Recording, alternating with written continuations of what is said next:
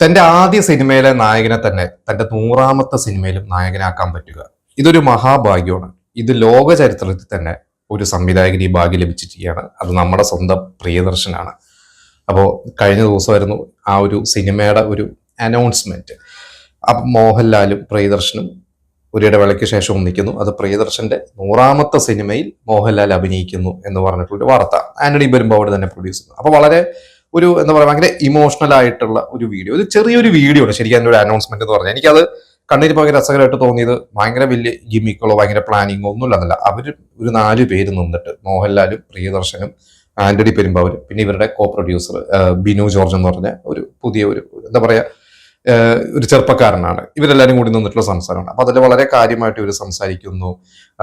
മോഹൻലാൽ മറുപടി പറയുന്നു. അപ്പൊ അതിൽ പ്രിയദർശൻ പറഞ്ഞൊരു കാര്യമുണ്ട്, ഇത്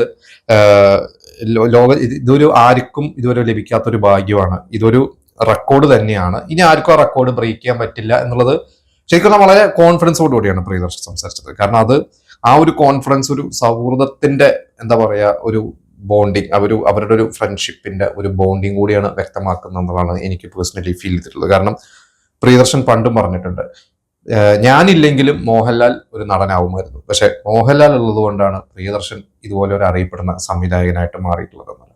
അത് വളരെ വ്യക്തമാണ്. കാരണം മോഹൻലാൽ എന്ന് പറയുന്ന ഒരു ഇൻബോൺ ടാലന്റ് ആണ് അദ്ദേഹം. ഓഫ് കോഴ്സ് അത് ഇവരുടെയൊക്കെ ഈ സൗഹൃദ കൂട്ടായ്മയൊക്കെ അദ്ദേഹത്തിന്റെ സിനിമകളിൽ വളരെ ഹെൽപ്പ് ചെയ്തിട്ടുണ്ട്. കാരണം നമുക്കറിയാം ഇവരുടെയൊക്കെ ഒരു കോളേജ് കാലഘട്ടം മുതലുള്ള ഒരു സൗഹൃദങ്ങളാണ്, ഒരു ട്രിവാൻഡ്രം ലോബി എന്നൊക്കെ പിന്നീട് പറഞ്ഞിരുന്നത്.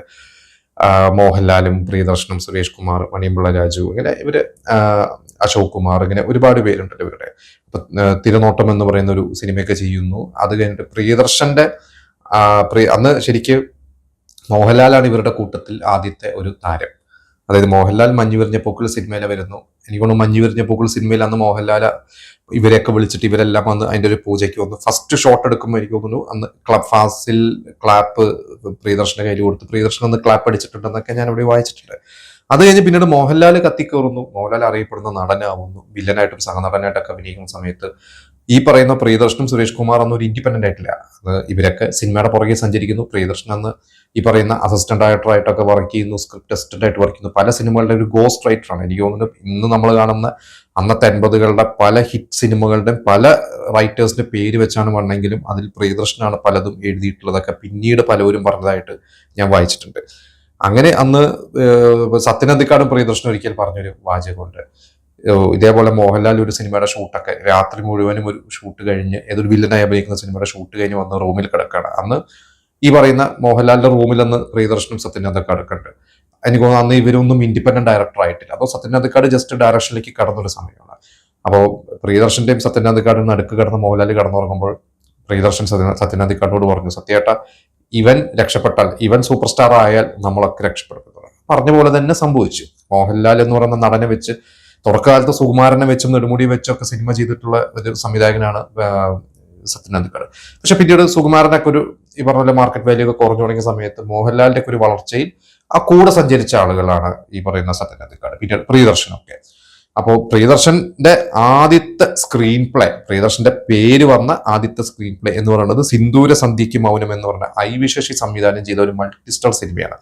ടി ദാമോദരനാണ് ആ ഒരു സിനിമയുടെ ശരിക്ക് റൈറ്റർ. പക്ഷെ പ്രിയദർശനും കൂടി എൻ്റെ ഒരു കോ റൈറ്ററാണ്. എനിക്കൊരു ടൈറ്റിൽ പ്രിയദർശനും പേരുണ്ട്. ആ സിനിമ ഒന്ന് പരാജയമായിരുന്നു. പക്ഷെ പ്രിയദർശൻ അതൊരു വലിയൊരു എൻട്രി തന്നെയാണ്. അതിൽ രതീഷും മോഹൻലാലും പ്രതാപോത്തൻ, മാധവി, ലക്ഷ്മി, വലിയ സ്റ്റാർ കാസ്റ്റ് ആണ്. ആ സിനിമയിൽ ഈ പറയുന്ന മമ്മൂട്ടി ഒരു ഗസ്റ്റ് റോളിലും അഭിനയിച്ചിട്ടുണ്ട്. അപ്പോൾ അത് കഴിഞ്ഞിട്ട് പിന്നീട് കുറെ സിനിമകൾ പ്രിയദർശൻ സ്ക്രിപ്റ്റ് എഴുതിയിട്ടുണ്ട്. അതിലൊക്കെ മോഹൻലാൽ അഭിനയിച്ചിട്ടുണ്ട്. പിന്നെ ഇവർ ഇൻഡിപെൻഡന്റ് ആയി, പ്രിയദർശൻ ഇൻഡിപെൻഡന്റ് ആദ്യത്തെ സിനിമ പൂച്ചക്കൊരു മൂക്കുത്തി, ആ ഒരു സിനിമയും ശരിക്കും അന്ന് സംഭവിക്കാൻ അന്ന് മോഹൻലാൽ, ശങ്കർ, മമ്മൂട്ടി ഇങ്ങനെയായിരുന്നു പ്രിയദർശന്റെ ഒരു പ്ലാൻ. പക്ഷെ മമ്മൂട്ടി എടുത്ത് വരുമ്പോൾ മമ്മൂട്ടിയായിട്ട് വളരെ സൗഹൃദമുണ്ട്. പക്ഷെ മമ്മൂട്ടി പോലും പിന്നീട് ഇവരുടെ സൗഹൃദ കഥകൾ പറയാനുണ്ട്. മമ്മൂട്ടിയും നെടുമുടി വേണുവും ഒക്കെ സ്റ്റാറായി നിൽക്കുന്നു. അവര് വുഡ്ലാൻഡ്സ് ഹോട്ടലിൽ താമസിക്കുമ്പോൾ മമ്മൂട്ടി നെടുമുടിയും ഒരു റൂമിൽ താമസിക്കുന്നു. ഇവർ രണ്ടുപേരും ഷൂട്ടിന് പോകുന്നു. ഇവരുടെ റൂമിൽ സ്ഥിരമായിട്ട് കടന്നുറങ്ങിയിരുന്നത്, കാരണം AC റൂമാണ്, ഇവരുടെ AC റൂമിൽ സ്ഥിരമായിട്ട് കടന്നുറങ്ങിയിരുന്നത് പ്രിയദർശനും ശ്രീനിവാസനും ഒക്കെ തന്നെയായിരുന്നു. അവരൊന്നും അന്ന് ഇൻഡിപെൻഡന്റ് ഒന്നും ആയിട്ടുള്ള സ്ട്രഗ്ലിംഗ് ആണ് ഇവരെല്ലാവരും. അപ്പോൾ പ്രിയദർശൻ ഇൻഡിപെൻഡന്റ് ആവാൻ വേണ്ടി നോക്കുമ്പോൾ മമ്മൂട്ടിയുടെ അടുത്താണ് ആദ്യം പോയത്. അങ്ങനെ അന്ന് താരമൂല്യം മമ്മൂട്ടിക്കുണ്ട്, ശങ്കറിനും ഉണ്ട്.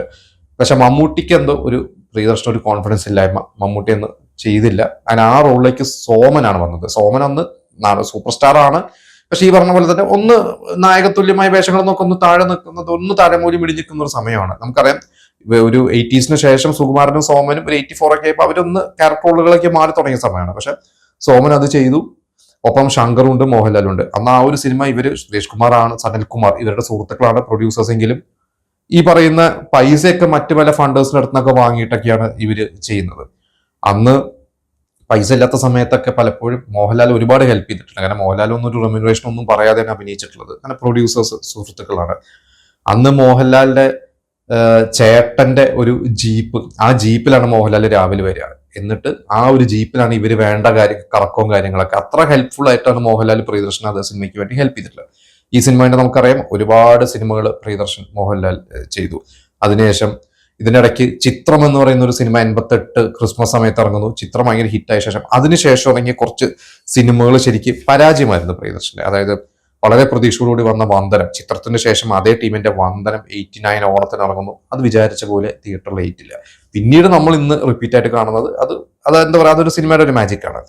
ഇത് തന്നെ ഒരുപാട് വർഷം 86 ഷൂട്ട് ചെയ്തിട്ട് പെട്ടിയിലിരുന്ന പടം കടത്തനാടൻ അമ്പാടി 1990 വിഷുവിന് ഇറങ്ങുന്നു. അത് ഭയങ്കര പരാജയമായി. പിന്നെ അക്കരെ അക്കരെ എന്ന് പറഞ്ഞ സിനിമ ഇതേപോലെ 90 ജനുവരിയിലാണ് ഇറങ്ങുന്നത്. അത് ഈ നാടോടിക്കാറ്റ് പട്ടണപ്രവേശം സത്യനന്ദിക്കാടാണ് ചെയ്തത്. അതിന്റെ തുടർച്ച ഇവർ ചെയ്യുന്നു, പ്രിയദർശൻ ചെയ്തു. ആ സിനിമ ഫ്ലോപ്പായി. പിന്നെ ധനുഷ്കോടി എന്ന് പറഞ്ഞൊരു വലിയൊരു ബിഗ് ബഡ്ജറ്റ് സിനിമ ശ്രീലങ്കയിലൊക്കെ ഷൂട്ട് ചെയ്യാനൊക്കെ പ്ലാൻ ചെയ്ത് തുടങ്ങിയ സിനിമയാണ്. അത് കക്കരവി, മോഹൻലാല്, ശ്രീനിവാസൻ, നമ്മുടെ കക്കരവി, രഘുവരൻ ഇവരൊക്കെ അഭിനയിക്കുന്ന ഒരു സിനിമയായിരുന്നു. ദാമോദര മാഷായിരുന്നു എന്നാണ് എൻ്റെ ഒരു ഓർമ്മ അത് എഴുതിയിരുന്നത്. പക്ഷെ ആ സിനിമ കുറച്ച് ദിവസം ഷൂട്ട് ചെയ്തിട്ട് ആ സിനിമ ഡ്രോപ്പായി. അപ്പൊ അങ്ങനെ പ്രിയദർശൻ ഒരു മോശം അവസ്ഥയിൽ നിൽക്കുന്നു. പ്രിയദർശൻ ഇത് കഴിഞ്ഞിട്ട് തെലുങ്കിൽ പോയിട്ട് നമ്മുടെ വന്ദനത്തിന്റെ റീമേക്ക് നാഗാർജുനെ വെച്ച് ചെയ്തു. പിന്നെ ഗോപുരവാസൽ എന്ന് പറയുന്ന സിനിമ, അത് കമലിന്റെ തന്നെ ഒരു സിനിമയുടെ റീമേക്കാണ്, കാർത്തിക്കിനെ വെച്ച് ചെയ്തു. മോഹൻലാൽ അതിലൊരു ചെറിയൊരു ഗസ്റ്റ് റോളൊക്കെ ചെയ്തിട്ടുണ്ട് ബന്ധത്തിന്റെ പുറത്ത്. പക്ഷെ ഇത് കഴിഞ്ഞിട്ട് പിന്നെ പ്രിയദർശൻ മലയാളത്തിൽ ഒരു ബ്രേക്ക് വേണം. ആ സമയത്ത് മോഹൻലാൽ തന്നെയാണ് വീണ്ടും കൈ കൊടുത്തത്. ഗുഡ് നൈറ്റ് മോഹൻ പ്രൊഡ്യൂസ് ചെയ്യാൻ നേരിട്ട് കിലുക്കം എന്ന് പറഞ്ഞ സിനിമ. എനിക്ക് തോന്നുന്നു അതുവരെ പ്രിയദർശന്റെ സിനിമകൾ, വേണുനാഗവള്ളിയാണ് ആ ഒരു സിനിമ. പ്രിയദർശൻ അതിന്റെ സ്ക്രിപ്റ്റ് എഴുതിയില്ല. അത് ഞാൻ എവിടെയോ വായിച്ചിട്ടുണ്ട്. പ്രിയദർശൻ ഒരു കോൺഫിഡൻസ് ഇല്ലായ്മ വന്നതാണോ അതോ മോഹൻലാൽ പറഞ്ഞു വേണുനാഗവള്ളിയുടെ കയ്യിൽ ഒരു കഥയുണ്ടെന്ന് പറഞ്ഞ ആ കഥ. പക്ഷെ ആ കഥയൊക്കെ പിന്നീട് പ്രിയദർശൻ അതൊക്കെ പൊളിച്ചെഴുതി മറ്റൊരു സിനിമയായി മാറി കിലുക്കം.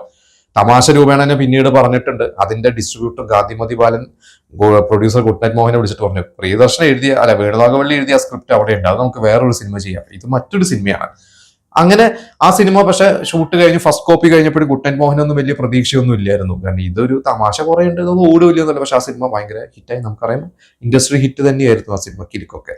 അപ്പൊ വീണ്ടും പ്രിയദർശൻ പ്രിയദർശൻ എപ്പോഴും ഒന്ന് വീണ് കിടക്കുന്നു. അപ്പോഴൊക്കെ ഒരു കൈ തന്നത് ഒരു അറിഞ്ഞോ അറിയാതെയോ മോഹൻലാൽ തന്നെയാണ്. അപ്പൊ ഇവരുടെ സൗഹൃദം അങ്ങനെയാണ്. ഇതിനിടയ്ക്കൊന്നും ലിസിയുമായിട്ടുള്ളൊരു പ്രണയം. കാരണം ലിസി പ്രിയദർശന്റെ ഒരുപാട് സിനിമകൾ തുറക്കാലത്ത് വരുന്നു, ഇവർ തമ്മിൽ സുഹൃത്തുക്കളാവുന്നു. പിന്നീട് ലിസി 1990 ഇവരുടെ പ്രണയം. അത് കഴിഞ്ഞ് പിന്നെ ലിസി അഭിനയിച്ചിട്ട്, പക്ഷെ ലിസി പ്രിയദർശന്റെ കൂടെ ഒപ്പം തന്നെയുണ്ട്. ഇത് കഴിഞ്ഞ് പ്രിയദർശൻ ഹിന്ദിയിൽ പോകുന്നു, വൻ വിജയങ്ങൾ നേടുന്നു. അത് കഴിഞ്ഞ് ഹിന്ദി സിനിമയൊക്കെ വിജയിച്ചിരിക്കുന്ന സമയത്ത് എനിക്ക് തോന്നുന്നു 2010 ശേഷമുള്ള ഒരു ഇന്റർവ്യൂവിൽ പ്രിയദർശൻ പറഞ്ഞു കേട്ടിട്ടുണ്ട്, പല ഫിലിം മേക്കേഴ്സിന്റെയും കുടുംബജീവിതം തകരുന്നത് അവരുടെ ഫിലിംസിനെ അല്ലെങ്കിൽ അവരുടെ പ്രവർത്തനത്തെ ബാധിക്കാറുണ്ട്. ഞാൻ ആ കാര്യത്തിൽ ബ്ലസ്ഡ് ആണ്, എനിക്ക് നല്ലൊരു കുടുംബജീവിതം ഉണ്ട് എന്നാണ് പറഞ്ഞത്. ആ സമയത്ത് തന്നെയായിരുന്നു ഇവരുടെ ഈ പറയുന്ന ഗീതാഞ്ജലി എന്ന് പറഞ്ഞ സിനിമ ഓണാവുന്നു. ഗീതാഞ്ജലി എന്ന് പറയുന്ന ഒരു സിനിമയിൽ അതിൽ കീർത്തി സുരേഷ് ഇവരുടെ ഒക്കെ തന്നെ സുഹൃത്തുക്കളെ ഇവരെല്ലാവരും കൂടി തന്നെയാണ് ആ സിനിമയിൽ വർക്ക് ചെയ്തിരിക്കുന്നത്. പക്ഷെ അതിനുശേഷം 2014 ഇവര് ലിസിയും പ്രിയദർശനും വേർപിരിയുന്നത്. അത് പ്രിയദർശനെയാണ് വളരെയധികം ബാധിച്ചിട്ടുള്ളത് എന്നുള്ളതാണ് നമുക്കൊക്കെ മനസ്സിലായിട്ടുള്ളത്. അത് കഴിഞ്ഞിട്ട് പ്രിയദർശൻ ചെയ്തൊരു സിനിമയുണ്ട് ആമയും മൊയിലും എന്ന സിനിമ. ആ സിനിമ ജയസൂര്യ വെച്ച് ചെയ്ത സിനിമ 2014 ക്രിസ്മസിനാണ് റിലീസായത്. ആ സിനിമ പരാജയമായിരുന്നു. അപ്പോൾ പ്രിയദർശൻ തന്നെ പറഞ്ഞിട്ടുണ്ട്, എന്റെ വളരെ മോശം അവസ്ഥയിൽ, എന്റെ വളരെ മെന്റലി ഞാൻ ഡിപ്രസ്ഡ് ആയി നിൽക്കുന്ന സമയത്താണ് ഞാൻ ആ സിനിമ ചെയ്യുന്നത്. ഞാൻ വേറെ എവിടെയും വായിച്ചിട്ടുണ്ട്, ഇത് സത്യമാണെന്ന് അറിയില്ല, മോഹൻലാൽ പ്രിയദർശനെ ഇതുപോലെ തന്നെ പ്രിയദർശൻ മോഹൻലാലിനെ കാണാൻ വേണ്ടി, അത് ഒപ്പം സിനിമ 2015 സംഭവിച്ച ഈ ആമയും മൊയില് പരാജയപ്പെട്ടൊക്കെ നിൽക്കുന്ന സമയത്ത് മോഹൻലാലിനെ കാണാൻ വേണ്ടി മോഹൻലാൽ കാരവാന്റെ അകത്തിരുന്ന് ഒരു സിനിമ കണ്ട് ഭയങ്കരമായിട്ട് ചിരിക്കുന്നു. അപ്പോൾ പ്രിയദർശൻ ഇത് ഏതാണ് സിനിമ എന്ന് ചോദിച്ചപ്പോൾ പറഞ്ഞു, ഇത് നിന്റെ സിനിമയാണ് ഞാൻ കണ്ടുകൊണ്ടിരിക്കുന്നത്, ആമയും മൊയിലും എന്നാണ് മോഹൻലാൽ പറഞ്ഞത്. അപ്പോൾ പ്രിയദർശൻ പറഞ്ഞത്, ഞാൻ അതൊന്ന് കട്ടായി പോയി, എങ്ങനെ ആ ഒരു സിനിമ സംഭവിച്ചു അതിന്റെ മേക്കിംഗ് ഒന്നും എനിക്കിപ്പോൾ ഓർമ്മയില്ല. കാരണം അത്ര മോശം സമയത്താണ് പ്രിയദർശൻ ആ സിനിമ ചെയ്തത്. ഇത് കഴിഞ്ഞിട്ടാണ് ഒപ്പം എന്ന് പറയുന്ന ഒരു സിനിമ പ്രിയദർശൻ മോഹൻലാൽ എന്ന് വീണ്ടും പ്രിയദർശന് കൈ കൊടുക്കുന്നു. എനിക്കൊന്ന് അന്നത്തെ ഒരു യങ് ടെക്നീഷ്യൻസിനെയും യങ് മ്യൂസിക് ഡയറക്ടേഴ്സിനെയും ഒക്കെ വെച്ചാണ് പ്രിയദർശൻ ഒപ്പം ചെയ്തത്. ആ സിനിമ ഒരു ബ്രേക്ക് തന്നെയായിരുന്നു പ്രിയദർശന്. കുറച്ച് ഫ്ലോപ്പുകൾക്ക് ശേഷം പ്രിയദർശന് ഒരു വലിയൊരു ബ്രേക്ക് കിട്ടി. അതിന്റെ ഒരു ഒരു ഇന്റർവ്യൂവിന്റെ പ്രൊമോഷൻ സമയത്തൊക്കെ തന്നെ ഒരു മാധ്യമപ്രവർത്തകൻ ചോദിക്കുന്നു, നിങ്ങളുടെ കുടുംബജീവിതത്തിന്റെ തകർച്ചയ്ക്ക് ശേഷം നിങ്ങൾ ഒപ്പം എന്ന് പറയുന്ന സിനിമ എന്ന് പറയുമ്പോൾ മോഹൻലാൽ അതിന് തിരുത്തി, നിങ്ങൾ കുടുംബജീവിതം തകർച്ച എന്ന് പറയരുത്, ഒരു വേർപിരിലാണ്, അത് ജീവിതത്തിൽ സംഭവിക്കുന്നതാണ് എന്നൊക്കെ പറഞ്ഞ് മോഹൻലാൽ അത്രയും പ്രിയദർശനെ സപ്പോർട്ട് ചെയ്തിട്ടുള്ളതാണ്. അതിനുശേഷം പിന്നെ മരക്കാർ എന്ന് പറയുന്ന സിനിമ സംഭവിക്കുന്നു. അത് കഴിഞ്ഞ് മരക്കാർ നമുക്കറിയാം ആ ഒരു സിനിമ നഷ്ടമാണ്, പക്ഷെ അത് ഒരിക്കലും അതിന്റെ ഒരു അതിന് കിട്ടിയ ഒരു മോശം റിവ്യൂസ് ഒന്നും ഒരിക്കലും മോഹൻലാൽ പ്രിയദർശന മേലിൽ കെട്ടിവെച്ചിട്ടില്ല. മോഹൻലാൽ ഒരിക്കലും അങ്ങനെ ചെയ്യുന്ന ഒരു വ്യക്തിയല്ല. അത് കഴിഞ്ഞ് ഇപ്പൊ പ്രിയദർശൻ ബാക്ക് ടു ബാക്ക്, അതായത് കൊറോണ പേപ്പേഴ്സ് എന്ന സിനിമ മലയാളത്തിൽ ചെയ്തു ഷെയ്നികൻ വെച്ച്, അത് പരാജയമായിരുന്നു. അത് കഴിഞ്ഞിട്ട് ഇപ്പോ ഒരു 2 ഹിന്ദി സിനിമ, അതിലൊന്ന് അക്ഷയ് കുമാറിനെ വെച്ചിട്ട് ഭൂത് ബാംഗ്ല എന്ന് പറയുന്ന ഒരു സിനിമ ചെയ്യുന്നു, അതിപ്പോ ഇറങ്ങാൻ ആയിട്ട് നിൽക്കുകയാണ്. അത് കഴിഞ്ഞിട്ടാണ് ഹൈവാൻ എന്ന് പറയുന്ന ഒരു സിനിമ, അത് നമ്മുടെ ഒപ്പം എന്ന് പറയുന്ന ഒരു എന്താ പറയാ സിനിമയുടെ റീമേക്ക് ആണ്. അതില് മോഹൻലാൽ ഗസ്റ്റ് റോൾ ഉണ്ട് എന്ന് പറയുന്നത്. കാരണം അതിൽ അക്ഷയ് കുമാറാണ് അതിൽ ആ ഒരു സമുദ്രക്കനി ചെയ്ത ഒരു വില്ലൻ വേഷം ചെയ്യുന്നത്. സെയ്ഫ് അലി ഖാനാണ് അതിൽ മോഹൻലാലിന്റെ വേഷം, കണ്ണ് കാണാത്ത വേഷം ചെയ്യുന്നത്.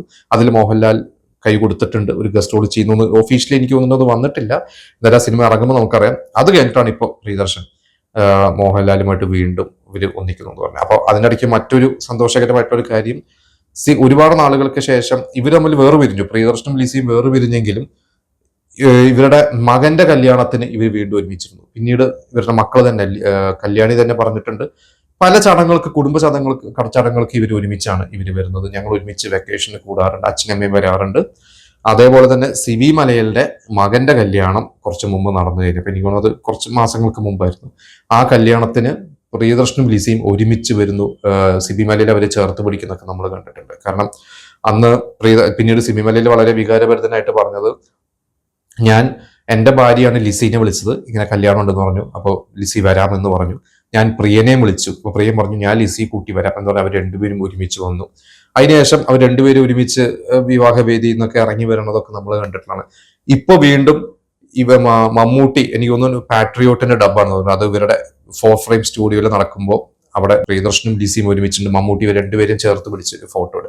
അതിനുശേഷം പ്രിയദർശൻ തന്നെ ഏതൊരു ഇന്റർവ്യൂവിൽ പറഞ്ഞിട്ടുണ്ട്, ഞങ്ങളിപ്പോൾ ഒരുമിച്ചാണ് താമസം. അതായത് ഇവർ വേർപിരിഞ്ഞു, പക്ഷെ നിയമപരമായിട്ട് ഇവർ വീണ്ടും വിവാഹമൊന്നും കഴിച്ചിട്ടില്ല, പക്ഷെ ഇപ്പൊ ഞങ്ങൾ വീണ്ടും ഒരുമിച്ച് താമസിക്കുകയാണ്, ഞങ്ങൾ വീണ്ടും ഒന്നിച്ചു എന്ന രീതി തന്നെയാണ് പറഞ്ഞത്. അപ്പൊ എന്തായാലും അത് പ്രിയദർശന്റെ ജീവിതത്തിൽ ഒരു നല്ല ഒരു കാര്യം തന്നെയാണ്. കാരണം അദ്ദേഹം തന്നെ മുമ്പ് പറഞ്ഞിട്ടുണ്ട്, ഒരു ഫിലിം മേക്കർക്ക് കുടുംബജീവിതം തകർന്നു കഴിഞ്ഞാൽ അദ്ദേഹത്തിന്റെ കരിയറിൽ അദ്ദേഹത്തിന് കോൺസെൻട്രേറ്റ് ചെയ്യാൻ പറ്റില്ല എന്നുള്ളതാണ്. പക്ഷെ ഇപ്പോൾ അദ്ദേഹം വീണ്ടും ലിസിയുമായി ഒന്നിച്ച് ജീവിക്കുന്നു എന്ന് പറയുന്നു.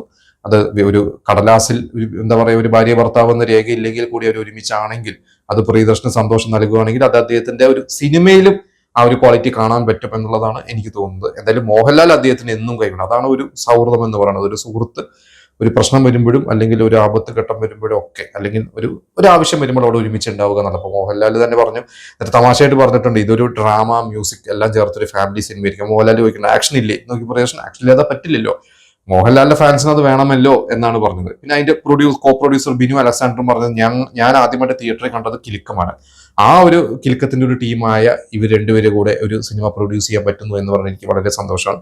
എന്നാലും 2026 തന്നെ ആ സിനിമ സംഭവിക്കുമെന്ന് തന്നെയാണ്.